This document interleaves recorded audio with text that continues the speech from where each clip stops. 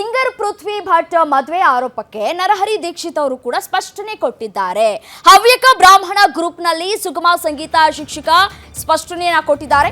ನನ್ನ ವಿದ್ಯಾರ್ಥಿನಿ ಕುಮಾರಿ ಪೃಥ್ವಿ ಭಟ್ ವಿವಾಹವಾಗಿದ್ದಾಳೆ. ಮದುವೆ ರಿಜಿಸ್ಟರ್ ಕೂಡ ಆಗಿದೆ. ಇದು ಅಂತರ್ಜಾತಿ ವಿವಾಹ.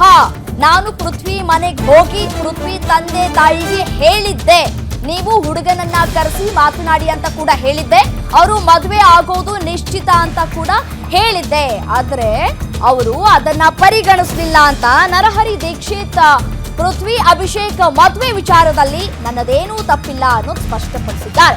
ಅವರಿಬ್ಬರ ಪರಸ್ಪರ ಪ್ರೀತಿಸಿ ಮದುವೆ ಆಗಿದ್ದಾರೆ ಅಂತ ಹೇಳಿ ನರಹರಿ ಅವರು ಕೂಡ ಹೇಳಿರುವಂಥದ್ದು. ಈಗ ಶಿವಪ್ಪ ಅವರ ವರ್ಷನ್ ಅವರು ಕೂಡ ನೀವು ಕೇಳಿದ್ರಿ. ಅದಾದ ನಂತರ ಅವರ ಮಗಳು ಪೃಥ್ವಿ ಅವರು ಕೂಡ ಅದಕ್ಕೆ ಅವರ ಅಪ್ಪನ ಮಾತಿಗೆ ಕ್ಲಾರಿಟಿ ಕೊಡುವಂತಹ ಕೆಲಸವನ್ನ ಕೂಡ ಮಾಡಿದ್ರು. ಅವ್ರು ಏನು ಆರೋಪ ಮಾಡಿದ್ರು ಅದಕ್ಕೆ ಕ್ಲಾರಿಟಿ ಕೊಡುವಂತಹ ಕೆಲಸವನ್ನ ಕೂಡ ಮಾಡಿದ್ರು. ಇದರ ಜೊತೆಗೆ ಇದೀಗ ನರಹರಿ ಅವರು ಕೂಡ ಪತ್ರವನ್ನ ಬರೆದು ಕ್ಲಾರಿಟಿಯನ್ನ ಕೂಡ ಕೊಟ್ಟಿದ್ದಾರೆ.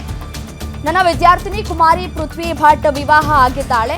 ಅದು ಈಗ ಬಹಿರಂಗ ಆಗಿರುವಂಥದ್ದು. ಮದುವೆ ರಿಜಿಸ್ಟರ್ ಕೂಡ ಆಗಿದೆ. ಇದು ಅಂತರ್ಜಾತಿ ವಿವಾಹ ಅನ್ನೋದನ್ನ ಅವರು ಸ್ಪಷ್ಟಪಡಿಸಿದ್ದಾರೆ. ನಾನು ಪೃಥ್ವಿ ಮನೆಗೆ ಹೋಗಿ ಪೃಥ್ವಿ ತಂದೆ ತಾಯಿಗೆ ಕೂಡ ಈ ಹಿಂದೆ ಹೇಳಿದ್ದೆ, ನೀವು ಹುಡುಗನನ್ನ ಕರೆಸಿ ಒಮ್ಮೆ ಮಾತನಾಡಿ ಅಂತ ಕೂಡ ಹೇಳಿದ್ದೆ. ಅವರು ಮದುವೆ ಆಗೋದು ನಿಶ್ಚಿತ ಅಂತ ಕೂಡ ನಾನು ಹೇಳಿದ್ದೆ ಅಂತ ಹೇಳಿ ನರಹರಿ ಸ್ಪಷ್ಟತೆಯನ್ನ ಕೊಟ್ಟಿದ್ದಾರೆ. ಹಾಗಿದ್ರೆ ನರಹರಿ ದೀಕ್ಷಿತ್ ಸ್ಪಷ್ಟನೆ ಯಾವ ರೀತಿಯಾಗಿ ಇದೆ ಅಂತ ನಾವು ನೋಡ್ತಾ ಹೋಗೋದಾದ್ರೆ, ರಾಮಚಂದ್ರಾಪುರ ಮಠ ಗಿರಿನಗರ ಹವ್ಯಕ ವಲಯ ಪದಾಧಿಕಾರಿಗಳು ಹಾಗೂ ಹವ್ಯಕ ಬಂಧುಗಳೇ, ನಾನು ನರಹರಿ ದೀಕ್ಷಿತ್ ಗಾಯಕ ಹಾಗೂ ಸುಗಮ ಸಂಗೀತ ಶಿಕ್ಷಕ ನಿಮ್ಮೆಲ್ಲರ ಸಮಕ್ಷಮದಲ್ಲಿ ನನ್ನದೊಂದು ಮುಖ್ಯವಾದ ವಿಷಯ ಹಂಚಿಕೊಳ್ಳುವುದಿದೆ. ಏನಂದ್ರೆ, ನನ್ನ ವಿದ್ಯಾರ್ಥಿನಿ ಕುಮಾರಿ ಪೃಥ್ವಿ ಭಟ್ ಕಾಸರಗೋಡು ಮೊನ್ನೆ ಮಾರ್ಚ್ 27ರ ಗುರುವಾರ ಅಭಿಷೇಕ್ ಎನ್ನುವಂತಹ ಜಿಟಿವಿ ಕನ್ನಡದ ಅಸೋಸಿಯೇಟ್ ಡೈರೆಕ್ಟರ್ ಜೊತೆ ದೇವಸ್ಥಾನದಲ್ಲಿ ವಿವಾಹ ಆಗಿದ್ದಾಳೆ. ಮದುವೆ ರಿಜಿಸ್ಟರ್ ಕೂಡ ಆಗಿದೆ. ಮನೆಯವರ ಒಪ್ಪಿಗೆ ಇಲ್ಲದೆ ಅವರ ಗಮನಕ್ಕೆ ಬಾರದೆ ಅಂತರ್ಜಾತಿ ವಿವಾಹವಾಗಿದ್ದಾರೆ. ಇದು ಕಳೆದ 4 ವರ್ಷದ ಹಿಂದೆ ಅವರಿಬ್ಬರಲ್ಲಿ ನಡೆದಿದ್ದಂತಹ ಒಪ್ಪಂದ.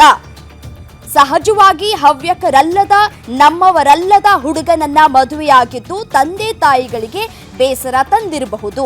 ಆ ಮದುವೆಯ ವಿಚಾರ ಕಳೆದ 1 ತಿಂಗಳ ಹಿಂದೆ ನನ್ನ ಗಮನಕ್ಕೆ ಬಂದಾಗ ನಾನು ಪೃಥ್ವಿ ಮನೆಗೆ ಹೋಗಿ ಶಿವಣ್ಣನಲ್ಲಿ ಅಂದ್ರೆ ಶಿವಪ್ರಸಾದ್ ಅವರ ಅಮ್ಮನಿಗೂ ಕೂಡ ವಿಚಾರ ತಿಳಿಸಿದ್ದೆ. ಪರಿಸ್ಥಿತಿ ಕೈಬಿಟ್ಟು ಹೋಗಿದೆ, ನೀವು ಹುಡುಗನನ್ನ ಕರೆಸಿ ಮಾತನಾಡಿ, ಅವರು ಮದುವೆ ಆಗೋದು ನಿಶ್ಚಿತ ಅಂತ ಕೂಡ ಹೇಳಿದ್ದೆ. ಆದ್ರೆ ಅವರು ಅದನ್ನ ಪರಿಗಣಿಸ್ಲಿಲ್ಲ. ಈಗ ನಾನೇ ಅವರಿಬ್ಬರನ್ನ ಮದುವೆ ಮಾಡಿಸಿದ್ದೇನೆ, ಲವ್ ಜಿಹಾದ್ ಮಾಡಿಸಿದ್ದೇನೆ, ಪೃಥ್ವಿಯ ತಲೆ ಕೆಡಿಸಿದ್ದು, ಅವರ ಬಾಳ್ ಹಾಳು ಮಾಡಿದ್ದು ನಾನು ಅಂತ ಹೇಳಿದಂತಹ ದಿನಕ್ಕೆ 25 ಬಾರಿ ಕಾಲ್ ಮಾಡಿದ್ದೇನೆ. ನನ್ನ ಮಾನ ಹರಾಜ್ ಮಾಡ್ತೇನೆ, ನನ್ನನ್ನ ಮುಗಿಸ್ತೇನೆ, ನನ್ನ ಶಾಲೆಯನ್ನ ಮುಚ್ಚಿಸ್ತೇನೆ, ನನ್ನ ಹಾಗೂ ನನ್ನ ಹೆಂಡತಿಯನ್ನು ಬೇರೆ ಮಾಡ್ತೇನೆ, ಇಡೀ ಹವ್ಯಕ ಪಂಗಡಕ್ಕೆ ಹಾಗೂ ಮಠದಲ್ಲೂ ಕೂಡ ನನ್ನ ಮಾನ ಮರ್ಯಾದೆ ತೆಗಿತೇನೆ, ನನ್ನ ಜೀವನವನ್ನೇ ಸಂಪೂರ್ಣ ಹಾಳು ಮಾಡ್ತೇನೆ ಅಂತ ಗಂಡ ಹೆಂಡತಿ ಸೋದರ ಮಾವ ಎಲ್ಲರೂ ಕಾಲ್ ಮಾಡಿ ನನಗೆ ಚಿತ್ರಹಿಂಸೆಯನ್ನ ಕೊಡ್ತಾ ಇದ್ದಾರೆ ಅಂತ ಹೇಳಿ ನರಹರಿ ದೀಕ್ಷಿತ್ ಅವರು ಸ್ಪಷ್ಟನೆಯನ್ನ ಕೊಡ್ತಾ ಇರುವಂತದ್ದು. ಆದ್ರೆ ಅಸಲಿ ವಿಷಯ ಏನಪ್ಪಾ ಅಂತಂದ್ರೆ, ಶಿವಣ್ಣ ದಂಪತಿಗೆ 4 ವರ್ಷದಿಂದಲೇ ಮಗಳ ಪ್ರೀತಿಯ ವಿಷಯ ಗೊತ್ತಿತ್ತು. ಆಗ ಮಗಳಿಗೆ ಅವಕಾಶ ಸಿಗುತ್ತೆ ಅಂತ ಸುಮ್ಮನೆ ಇದ್ದು ಈಗ ಕೈ ಮೀರಿದಾಗ ನನ್ನನ್ನ ದೂರ್ತಾ ಇದ್ದೀರಿ. 30 ವರ್ಷ ನನ್ನ ವೃತ್ತಿ ಜೀವನದಲ್ಲಿ ಪೃಥ್ವಿಯನ್ನ ಸೇರಿ 100 ವಿದ್ಯಾರ್ಥಿಗಳ ಭವಿಷ್ಯವನ್ನ ಬರೆದಿದ್ದೇನೆ. ಸೃಜನ ಸಂಗೀತ ಶಾಲೆಯಿಂದ ಇಲ್ಲಿಯವರೆಗೂ 6 ಮಕ್ಕಳ ಮದುವೆಯಾಗಿದೆ. ಎಲ್ಲವೂ ಕೂಡ ಅರೇಂಜ್ಡ್ ಮ್ಯಾರೇಜ್. ಈ ಮೂಲಕ ನಮ್ಮೆಲ್ಲರ ಮನವಿ ಏನಪ್ಪಾ ಅಂತಂದ್ರೆ, ಅವರು ನಿಮ್ಮ ಬಳಿ ಏನೇ ಹೇಳಿದ್ರು ಅದನ್ನ ನಂಬಬೇಡಿ ಹಾಗೂ ಅಲ್ಲಿಂದಲೇ ಕಾಲ್ ಮಾಡಿ. ನಾನು ಪೃಥ್ವಿ ಗಂಡ ಹೆಂಡತಿಯರನ್ನ ಕೂರಿಸಿ ಅವರೆದುರೇ ಮಾತನಾಡ್ತೇನೆ. ಅವರಿಗೆ ತುಂಬಾ ನೋವಾಗಿದೆ, ಸಹಜ. ಆದ್ರೆ ಅವರು ಮಾಡಿದ ತಪ್ಪಿಗೆ ನನ್ನನ್ನ ದೂರ್ತಾ ಇದ್ದಾರೆ, ನಾನೇ ಕಾರಣ ಅಂತ ಕೂಡ ಹೇಳ್ತಾ ಇದ್ದಾರೆ. ಅವರಿಬ್ಬರೂ ಪರಸ್ಪರ ಇಷ್ಟಪಟ್ಟಿದ್ದಾರೆ, ಯಾರೂ ಏನೂ ಮಾಡಲಾಗದು. 1 ವಾರದಿಂದ ನನ್ನ ಸಂಕಟ ಹೇಳಲಾಗದು. ನೊಂದ ಮನಸ್ಸಿನಿಂದ ಈ ಪತ್ರವನ್ನ ಬರಿತಾ ಇದ್ದೇನೆ. ನನ್ನ ಮುಂದಿನ ಹೋರಾಟ, ನನಗೆ ಮಾತನಾಡಿದ್ದನ್ನ ಅವರು ಬಂದು ಕ್ಷಮೆ ಕೇಳಬೇಕು, ಇಲ್ಲದಿದ್ರೆ ನಾನು ಅವರನ್ನ ಬಿಡೋದಿಲ್ಲ. ನಿಜ ಏನಪ್ಪಾ ಅಂತಂದ್ರೆ ಅದೆಲ್ಲವೂ ಕೂಡ ದೇವರಿಗೆ ಗೊತ್ತು.